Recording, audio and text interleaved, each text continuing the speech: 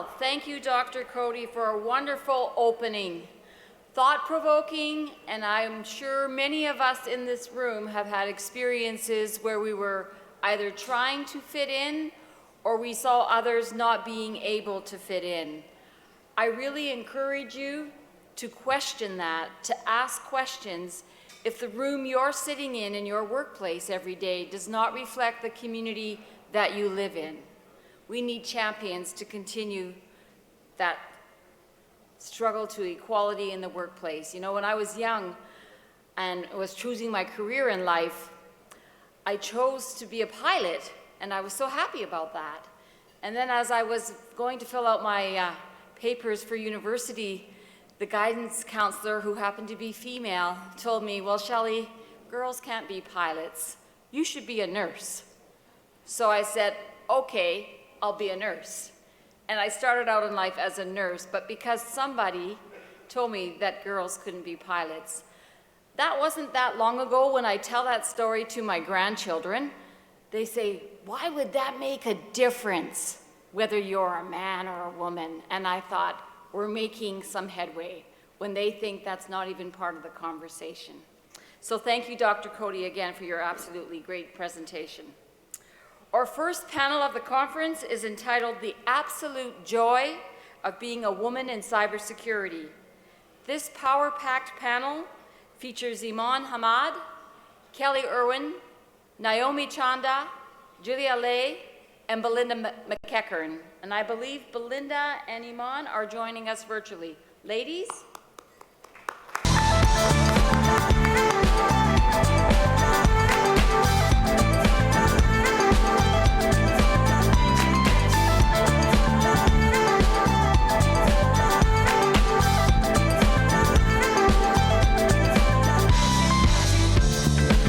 Turn your magic on with me, she'd say everything you want to dream away.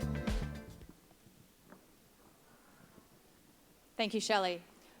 I am so excited to be here and talking to all of you today. It's a great day to talk about cyber, yes? All right. And I can relate a bit to what Shelley was saying about wanting to be a pilot and getting some maybe ill advice. When I was in school, in university, I was having some challenges because of personal, nonsense I was going through. And I went to talk to my dean, and he said, well, girls don't really need to get degrees. This is in the 1980s, guys. This was not in the 1950s. So, let's just remember that people are still dealing with a lot of biased opinions, and sometimes it's based on someone just not understanding. Sometimes it is hostile, but I try to educate people along the way and make sure they understand the impact of their words when they say things like that. The impact that dean had on me was, well, I'll show you. So who knows, maybe that was his goal, to motivate me. So we are here today to talk about women in cyber, and I wanted to tell all of you that as we were preparing for this wonderful conference, I said, there are a lot of challenges, and I don't stick my head in the sand. I understand the challenges for women in tech and women in cyber, and lots of diverse candidates who are trying to get into these roles. But let's talk about the joy for a bit, because I feel like every day we're talking about the challenges, and it's sort of the mindset of people who are in technology anyway, right? We solve problems, that's what we do. And so sometimes we forget to celebrate the successes that we're having along the way. And I'm sure many of you have had those moments where you solved a big problem or you launched a big project, and then you moved on to the next one and you sort of forgot to stand there and celebrate the accomplishments. So we are going to talk about the joy of cyber today, and I have a wonderful panel with me. And I am going to start, instead of having them, give us your name, rank, serial number, and go through your resume, I'm going to have them talk about how did you get into cyber, because I don't know about any of you, but when I was 5 years old or 8 years old or 12 years old, when they were saying, what do you want to be when you grow up? No one said, you should go into cyber, Kelley. So I'm hoping that today's children, we are saying those words to them. So I will start with Julia and ask her, give us a bit of background on how you got into a cyber career. Thanks, Kelly. And first off, good morning, ladies and gentlemen. And I just want to say I am profoundly proud to be on this power panel today with inspiring, passionate, and empowering women in cybersecurity. My cybersecurity journey really started in a non-traditional method where I didn't complete a cybersecurity certificate and landed a cybersecurity job. And it's really led by curiosity. I had a policy background, and I think for folks who's in this room and joining us today, policy folks, you're passionate about making an impact, and you're interested in the guiding principles of government. You are developing, you're reviewing, and you're implementing key areas in policy, and that's the name of the game. So how did I get a career into cybersecurity? It started with conversations and having an understanding and dispelling, and the person that I met, who has now become a great colleague, a great friend of mine, helped me to dispel the myth that people in cybersecurity are not always maybe a male, maybe in a room without windows, and maybe coding away. So that really helped me give an understanding of, what does a day in the life of someone who works in cybersecurity really look like? And that individual told me there's different areas in cybersecurity. There's education, there's policy, there's soft skills, there's technical skills, and you just gotta find what's right for you. And long story short, the opportunity came up for me to work on the Ontario government, and it's been 4 years now, and I've never looked back since. That's awesome. And so Julia's role as senior manager in the Cybersecurity Center of Excellence for the Ontario government, and we're happy that they have that department for sure. I will now go to Naomi. And Naomi's at Deloitte, so I will give you this part of her bio, as a director in the data protection and privacy practice. So Naomi, if you could talk about how you got into cyber. Yeah, absolutely. And one of the interesting things when you told the story about being told what you can't do, I thought it was really interesting thinking about growing up and hearing some of that language. I thought about going into economics and heard, you can't do that. I thought about going into math and heard, can't do that. And I really took that challenge and actually did a master's in economics. But what I was mostly interested in was around those questions around policy, technology, privacy, security, and I really found a passion in that space. So I actually went to law school and really got interested in working with clients who were actually having privacy and cybersecurity challenges. So I talked to my mentors, I talked to my peers and said, how can I do this 100% of the time? And again got that comment of, well, you can't. So I kept searching, I kept talking to people, and I think that passion really permeated all of my conversations, all of my questions, and really led me to a fantastic team at Deloitte. So for a number of years now, I've been working particularly with public sector and health sector clients around challenges in cybersecurity, challenges in protecting personal information in complex and really important initiatives across Canada and across the world. So it's been a fantastic journey, I think similar to Julia, where I didn't quite know where I was going to land, but I knew I wanted to get somewhere that was exciting, exhilarating, and really fantastic in terms of the impact I could have. Yeah, that's terrific. And I think, through both your stories, it's clear as long as you're searching and learning, you're going to find new opportunities. You may not know what that's going to look like when you get there. So now I'll go to Belinda. And Belinda is the chapter president of the Blacks in Tech organization. And Belinda, tell us how you got into that and specifically also how you got into cyber. Well, thank you so very much. It's a pleasure to be here virtually amongst this great audience and panel here this morning, so I'm very appreciative. Actually, like you stated, I am the chapter president for Blacks in Technology Columbia, which is a part of the Blacks in Technology Foundation. We're now an international nonprofit organization. We have over 48 chapters in the US and abroad. So I was a member before I actually reached out and actually acquired my own chapter for South Carolina here in the southern eastern part of the United States, and haven't looked back since. And in reference to cybersecurity, well, I'm gonna be perfectly frank. I started off hacking my children, my own kids, with the iPads, with the Oculus glasses, you're on the computer, you're doing the gaming. I wanted to make sure that my family was being safe. But in order to do that, I had to learn some pen testing. I loved it, and I wanted more of it. I was already the instructional technology coordinator for a private school district. And when I went to the IT department, I want to get more of this information. Can I learn? Can I be a mentee? I was surprisingly shut down. It was like, hey, you're not supposed to know anything about technology. Why don't you just stick to education and picking out the software and make sure it comes through us? And it was just, actually, the entire department was comprised of older Caucasian males who were getting ready to retire.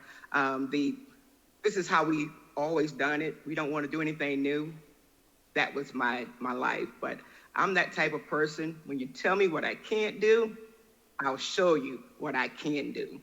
And I haven't looked back. Actually, being a proud veteran spouse, I applied for a scholarship through a program called the Institute for Veterans and Military Families. And I was awarded that scholarship as a veteran spouse to Syracuse University to actually study and get involved with cybersecurity. And it's just been ongoing, and the learning has never stopped. And I started, I used my education platform as well, because I wanted to educate not only my family, my community, my coworkers, because the number one factor in cybersecurity, as we all know, is the human factor. Thanks.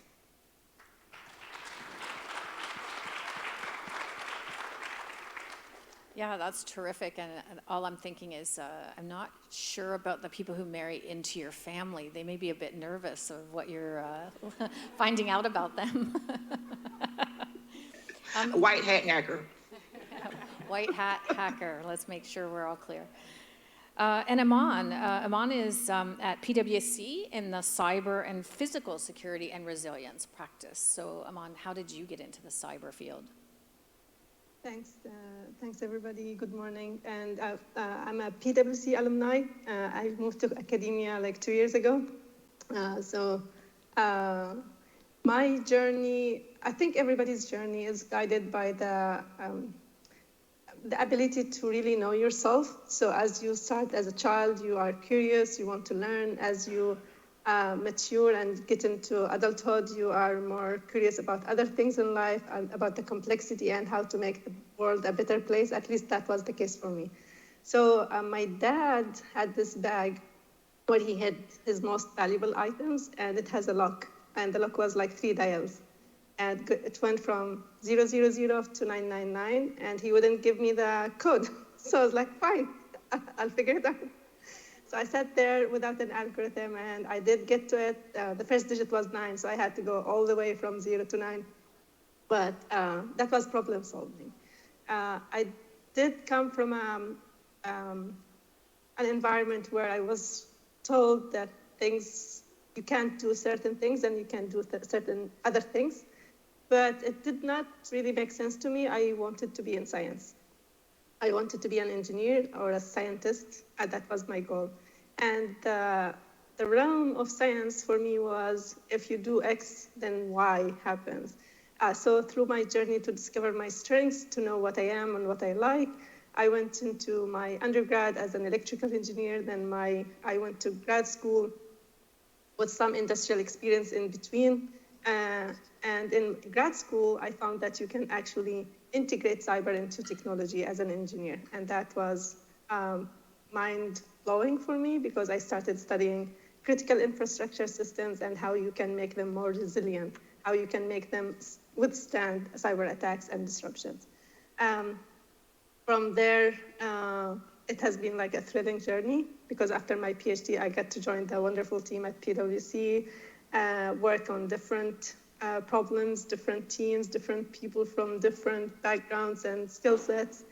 And now I'm in my role as an academic. I help prepare the next wave of workforce that would actually get into the field. So I'm very ecstatic to be part of this from different angles.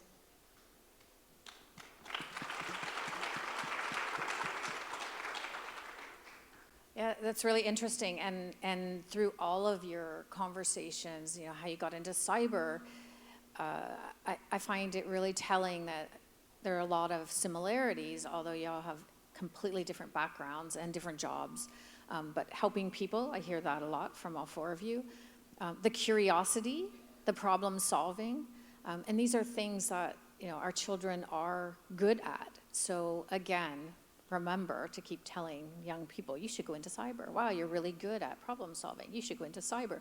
Because the more they hear it, the more they'll understand that these are opportunities. Well, I don't know about you guys, but when I was a kid, it was, you should be a doctor. So if we say it often enough, you should go into cyber, lots of young people will think of that as a career path. And I reflect on the fact, over the last couple of years, we sort of have COVID clock, where someone says last year, but they mean 2 years ago, because it's like, well, was that before or after we went into lockdowns and all this pandemic talk? But I've never heard people in my personal life talk so much about supply chain. Supply chain, did you ever talk about that 5 years ago? And cyber. So I now have, all family members who think they're semi-cyber experts, and they will tell me what's happening with cyber attacks these days. Sometimes they do know, and sometimes I have to give them a bit of a nudge with maybe more correct information than what they have. But I take the really positive side of that, is that in our organizations today, and in our families today, people are talking about cyber, and they're aware of the cyber risk, and they're aware they should be doing things to protect themselves and their companies. They may not know exactly what to do, but they're aware they should be doing it. And I would say that's a big shift from 10 years ago. So now that everyone's an expert on cyber, what myths are out there that people tell you or that you hear, whether, again, that's over your family dinners, or whether it's at company functions, or whether it's at management meetings? What myth is out there about cyber, and what's the reality that you wish people knew, either about the kinds of people that are in cyber, or something about how cyber works? And I'll start with you, Naomi. Sure. And I think one of the biggest myths that I had been presented to myself as well when I was interested in this career is that it's actually a narrow space, that you're kind of going into something that's very specific, and maybe there's not that many opportunities, maybe there's not room to grow. And I think that's one of the biggest misconceptions, because exactly as you mentioned, cybersecurity has impacts on so many areas. It's such a large, complex problem. It's a technical problem. It's a policy, legislative problem. It's a community and equity issue, right? So there's so many factors and so many impacts that cybersecurity can have. And I think it's challenging when individuals are thinking about their career paths. They're worried about going into something that feels narrow, that may be constricting, that they can't find a way to pivot if they're looking for a particular area to grow in. And I think it's exactly the space where individuals with so many different backgrounds, educational backgrounds, as well as experiences, and work within communities, within organizations, with individuals that can actually bring that to this space and make it their own, bring that perspective, because that perspective is needed. Yeah, thank you. That's really great. And I think that myth is very true, that people hold that. Belinda, I'll go to you. Thank you. One of the myths that I hear all the time is that you have to be a math whiz or a math genius to work with cybersecurity or technology in general. And one thing that I like to not only tell, but to actually exhibit with myself being the example, is the main key of transferable skills. My background is mainly education. I was a classroom teacher for over 18 years. I'm currently an education administrator. People couldn't see the correlation between education and cybersecurity. Like, there was no linkage. There's no job for you. If you're not hands-on, if you're not front end, back end, there's no place for you. But they didn't think, okay, there's no job position without training and education, correct? So it opened up a whole new world for me. So I was able to dispel many of the myths that I encountered, because that's kind of my nature. I'd rather show you than tell you. Yes. Thank you. Yeah, thank you. And I think that is something that's important for us to share with colleagues who are in their careers today, as well as young people looking for their careers, around the fact that there are many different facets and different types of roles that you can have in a cyber career. And Eman, what myths have you heard? I think I can categorize everything that I've heard about misconceptions about the career or the field itself falls into two categories. One is humans are the weakest link. And I do appreciate it from a threat modeling perspective, because it happens so often that humans are targeted because humans do not have that 1, 2, 3 algorithms. We are complex creatures.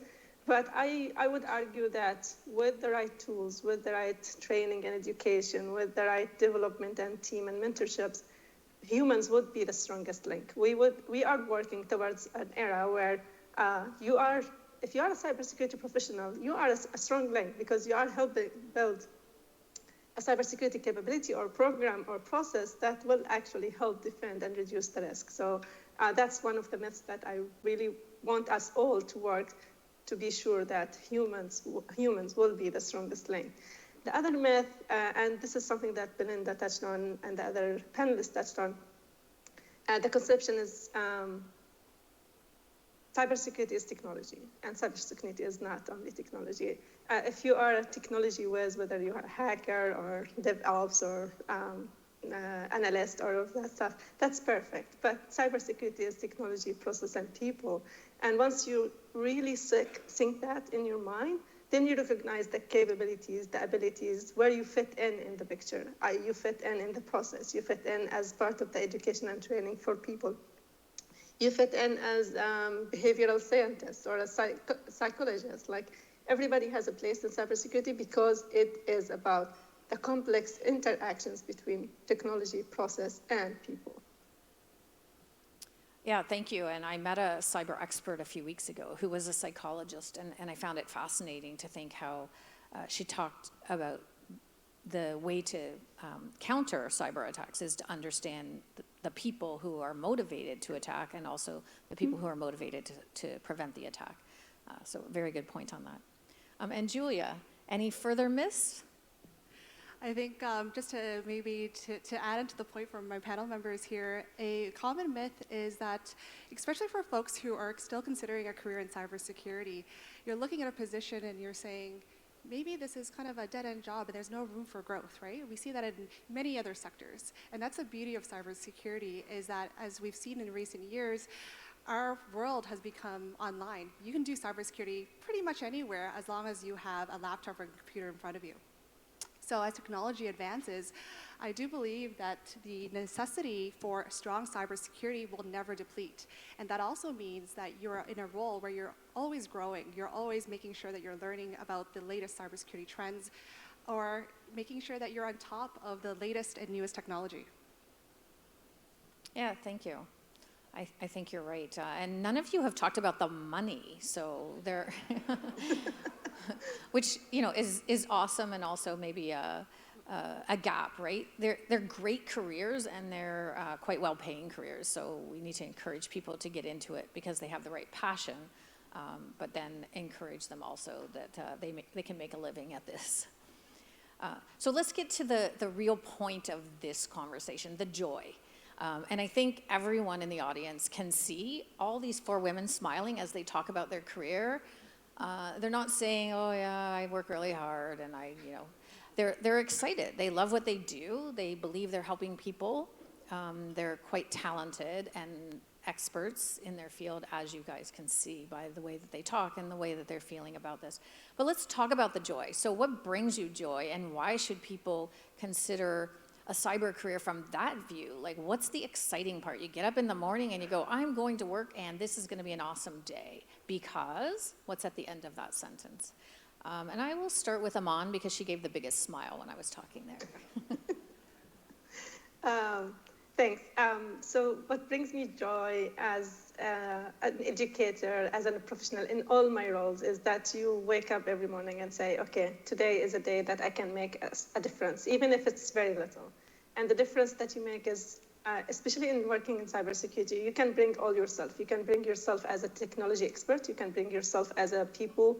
You're working with clients, trying to understand their challenges. You can bring your expert as all your different experiences. I like this analogy where I described my career as a mosaic. So everything I did through my life is proving to be beneficial at the stage where I am right now. If you are a leader, if you are a team worker, if you are all of that stuff, it comes to play when you are working in cybersecurity. The other things that bring me joy is because of the wide spectrum, you get those problems that have those different pieces. It's like a puzzle. Every day there's a puzzle. Every client there's a puzzle. Every course I teach is a puzzle. So this can make you reinvent yourself continuously, continue to learn, continue to grow, continue to explore what you can do. And I've worked in several roles throughout my life, and I can say candidly that this is the field where I felt I can bring all of that every day to work. I feel blessed to be in that field right now. And to touch on the previous point, people will always tell you, be at the right time, at the right place. Now is the right time to be in cybersecurity. If you have any of those qualities where you want to help, want to make a difference, you are interested in complex, big problems, and even if you are not technical, there's a path going forward. Excellent point. Now is the time. Over to you, Belinda. Thank you very much. The thing that I love is that it's forever changing. Me personally, I'm a chameleon. I don't like to be typecast. I can change, and readjust on a whim. And that's the thing I love about cybersecurity. There's always something new to learn. I'm sure we all can attest to having those positions where you were great at your job, but nobody wanted you to move from that spot. You're great right there. You don't need to know anything else. Just long as you stay right here and stay with us, you don't need to learn anything else. That doesn't work.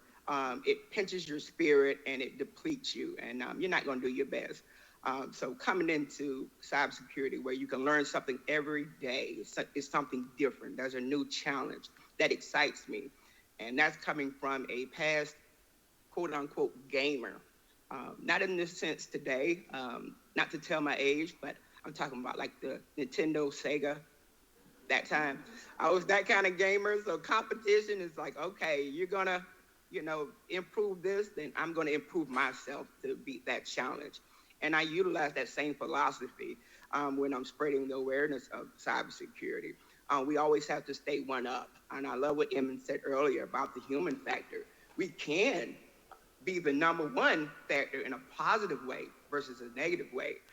It's all about getting that awareness and getting that information, because cybersecurity is not just for one person, it's for all persons. Especially today, cybersecurity is everywhere, whether you know it or not. We're in that virtual age. And just to let people know the opportunities that are available. I want to go into those dark spaces, those dark corridors, where the students may have no idea what cybersecurity is. But when I can speak with them and see that light bulb come on, and it's like, wait a minute, there's another option. I don't have to be a lawyer, a doctor, a teacher, so on and so forth. I never heard about that. Tell me more. And to be in a position to supply them with not only information, but apprenticeships, internships, mentorship. It's just amazing. And that's what I thrive on.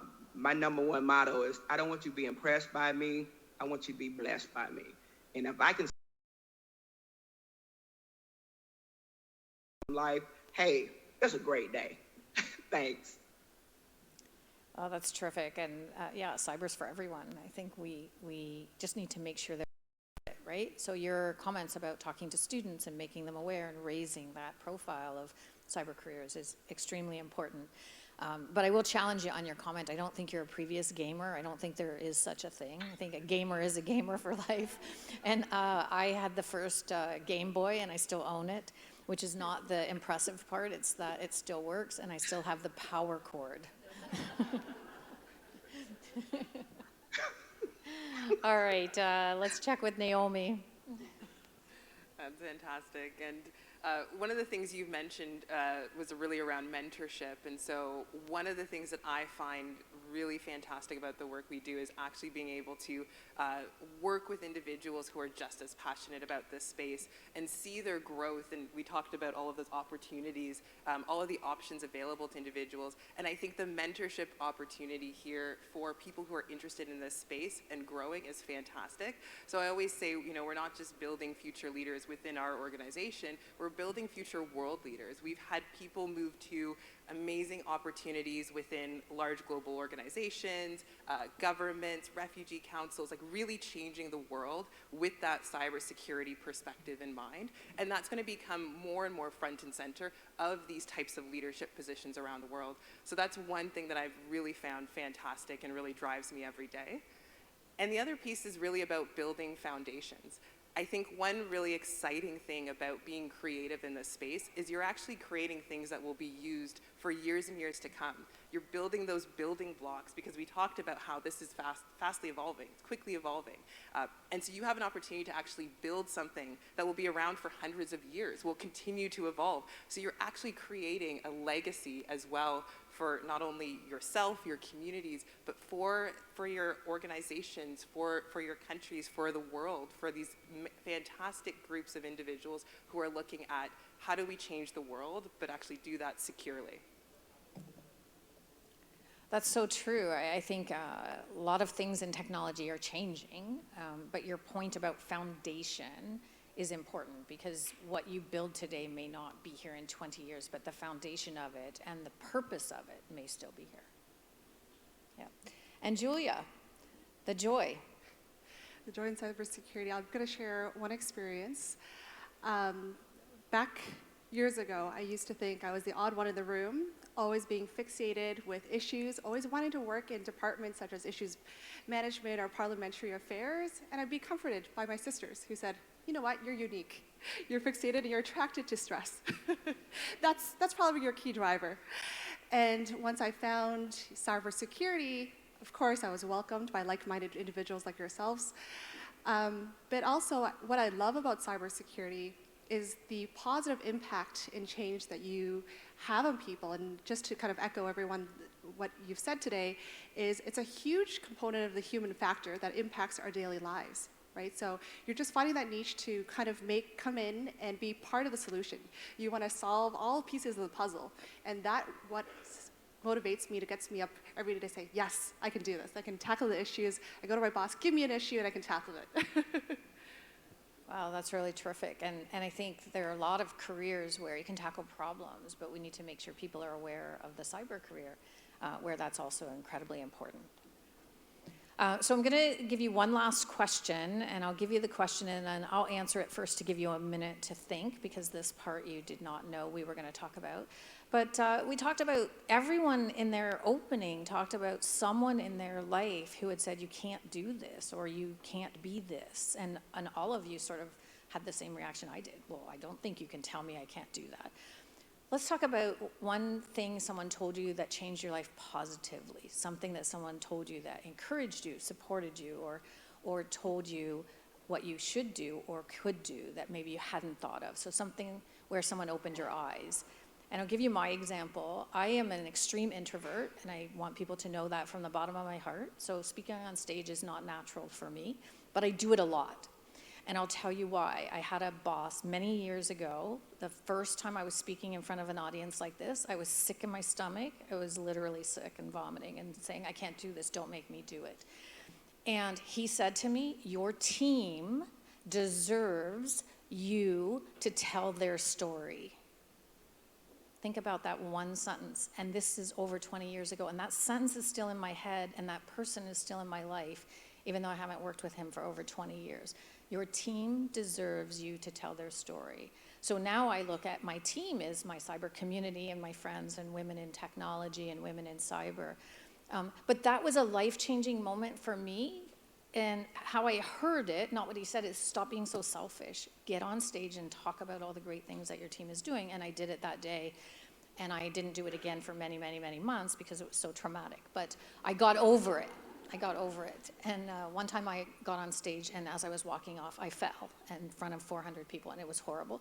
And I got over it, and we can get over a lot of things in life if we know that we're doing it for the right reason. So I will look at you and see who wants to go first instead of putting you on the spot.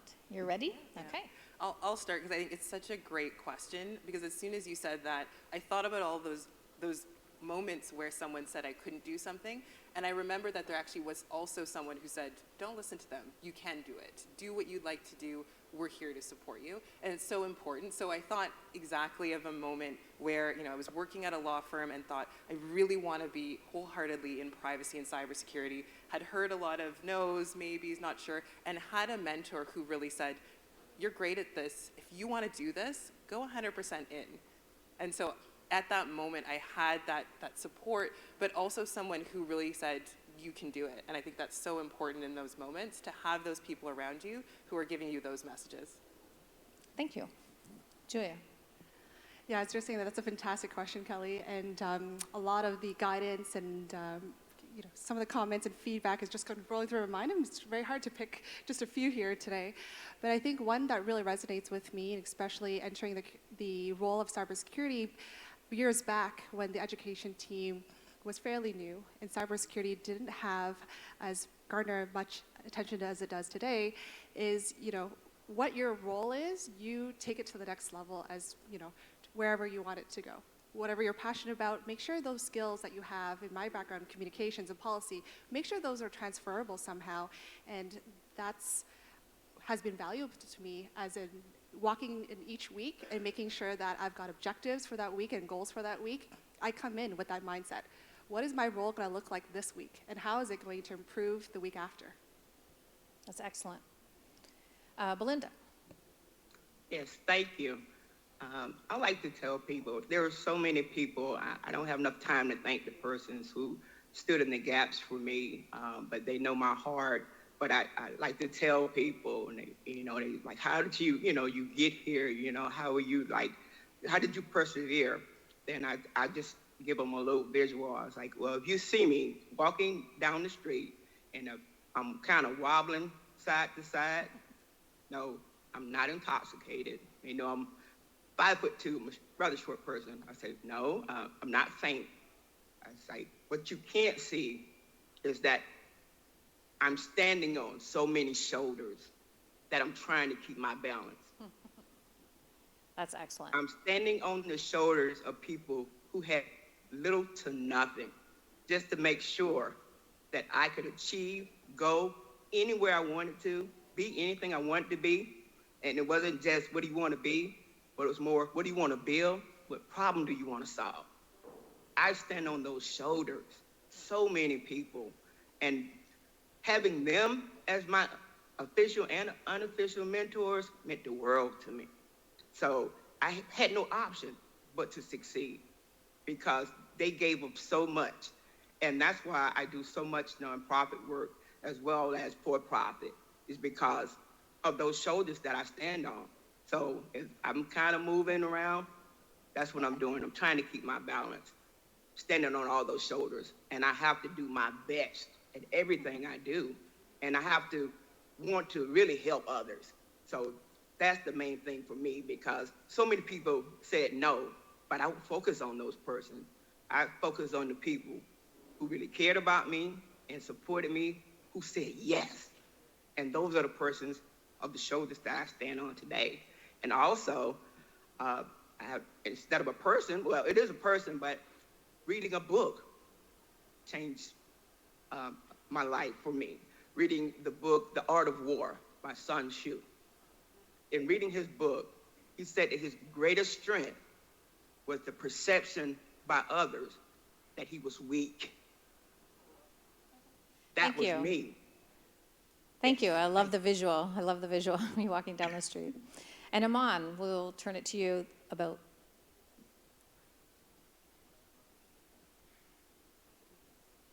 Hello, can you hear me? Yes. So I'm having some issue with connectivity, but I love what you said, Belinda.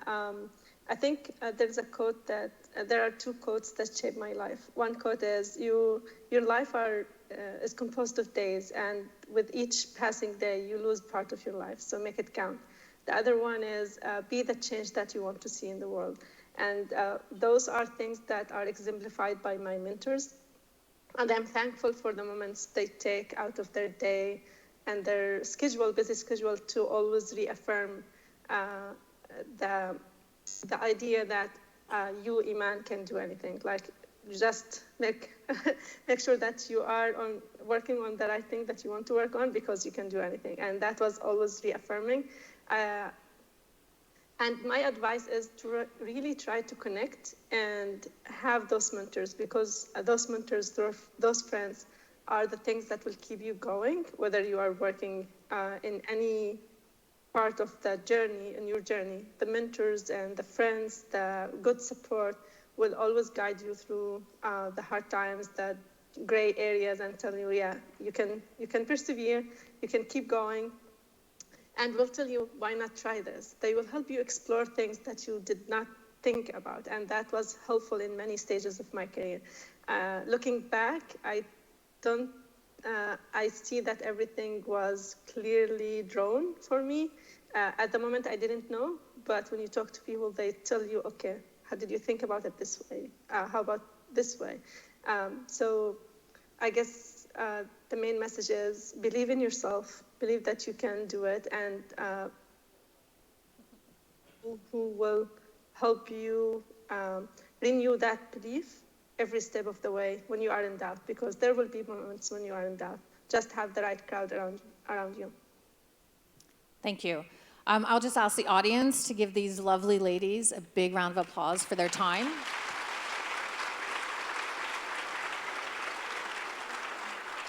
And enjoy the conference. Thank you.